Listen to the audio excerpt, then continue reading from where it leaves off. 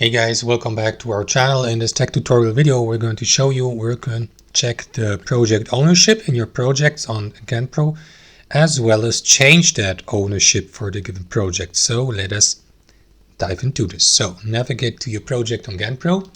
To do that, click into that All Projects button here in the left panel.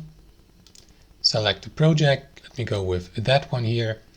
Next, click into that People tab at the top to see the list of all users within that project, and here you will see that button Change Project Owner if you are or next to the project owner, in this case here under Project Rights. Click into it and assign a new project owner. Of course, the given user must be a member of your team so that you can transfer the ownership rights to the given user. Simply select him or her from that list, confirm by clicking into OK, and that's basically it.